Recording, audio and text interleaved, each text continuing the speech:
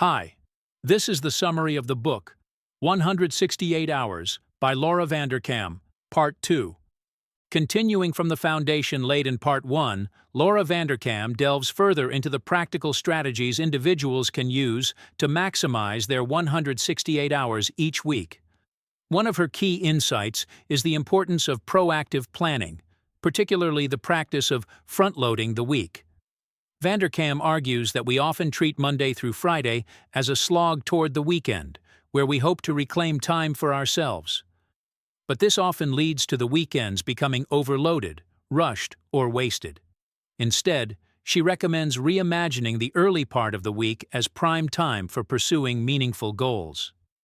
When we schedule our most important activities early, whether professional projects, creative work, or personal commitments, we ensure they happen rather than leaving them up to chance or exhaustion. This approach is grounded in the concept of priority alignment. Vanderkam stresses that time should be used in service of our highest priorities, not just filled reactively. Many people start their day by checking email or getting pulled into meetings, reacting to the agendas of others. Vanderkam warns that this passive approach fragments our attention and erodes valuable time. Instead, she suggests that we identify our core hours, those times when our energy and focus are highest, and defend them for our most important work. For some, this might be early morning hours, for others, late at night. The point is to align high-value tasks with peak performance windows. Another significant aspect of the book is Vanderkam's argument in favor of outsourcing and automation. Many people resist the idea of hiring help, whether it's a cleaning service, meal delivery, or virtual assistant, because they think they can or should do everything themselves. But Vanderkam frames it differently. Every hour spent on a low-value task is an hour not spent on something more meaningful. She encourages readers to calculate their effective hourly rate based on income and time worked. Then ask whether it makes financial and emotional sense to spend that hour folding laundry, mowing the lawn, or organizing the pantry. By delegating where possible, we create more space for deep work, creative expression, or rest. She also highlights the false economy of doing everything yourself. Time, Vanderkam notes, is the ultimate non-renewable resource.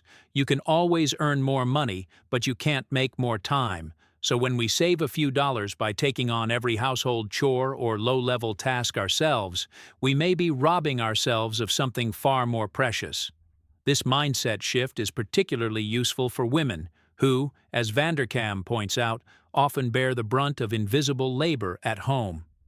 Recognizing this imbalance and choosing to redistribute responsibilities, whether through outsourcing, sharing duties with a partner, or simply doing less, can be transformational.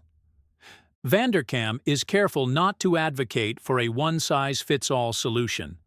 She recognizes that people have different values, lifestyles, and constraints. Rather than prescribing specific routines, she promotes principles and tools for designing your ideal week. One of these is the weekly time log, a habit she returns to repeatedly throughout the book. Keeping a time log, even for just 1 or 2 weeks, is a revelatory practice for many people.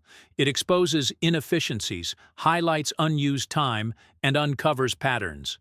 Some readers find they spend far less time working than they thought. Others discover surprising time sinks like TV, social media, or commuting. With this data in hand, readers can begin crafting a week that reflects what they actually want to be doing.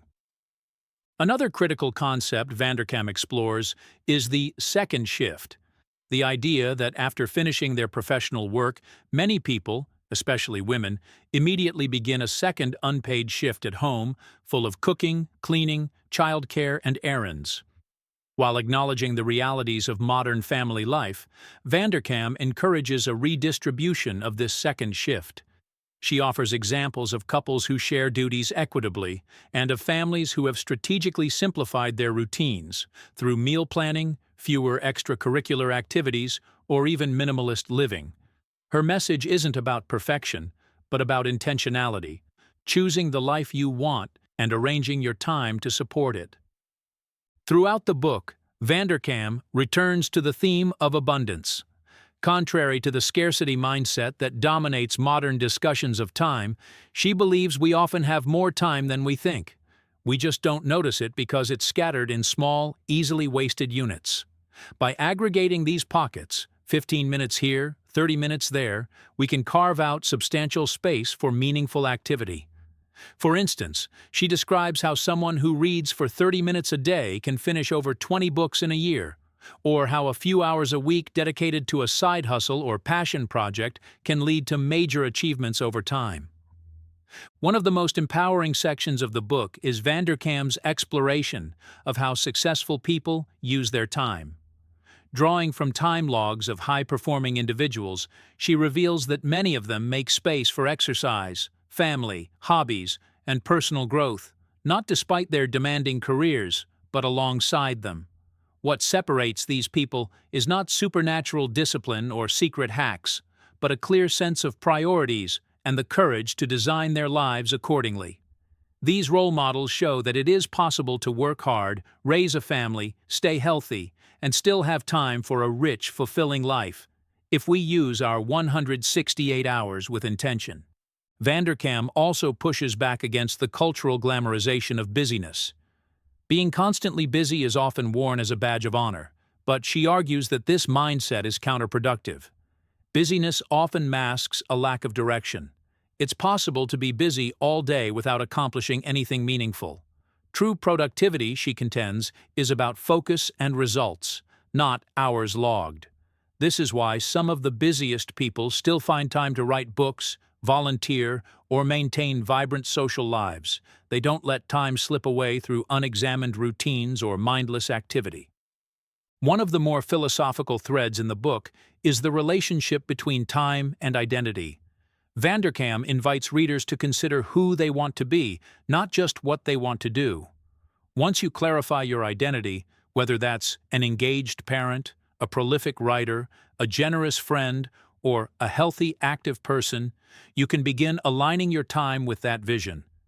This identity-based approach helps filter out distractions and clarifies which activities deserve your attention. If your time usage doesn't support the person you want to become, it's time to make a change. She also addresses common objections. What about people with demanding jobs, long commutes, or young children?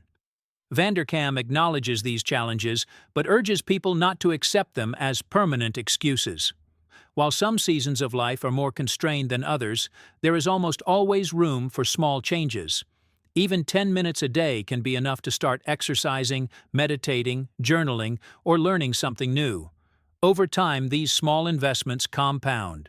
The key is to stop waiting for perfect conditions and start building the life you want within your current reality. Another topic Vanderkam covers is sleep, a frequently overlooked element of time management. She advocates for adequate sleep not just for health, but for productivity and happiness.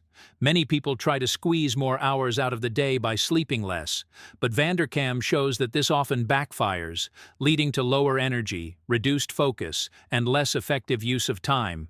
She encourages readers to view sleep as a foundational investment. Time spent resting is not lost time. It's what makes the rest of the 168 hours more vibrant and effective. Vanderkam also underscores the power of saying no. Every yes to a commitment is a no to something else.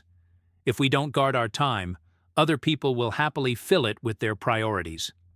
She encourages readers to practice thoughtful, gracious refusal and to stop feeling guilty about protecting their hours.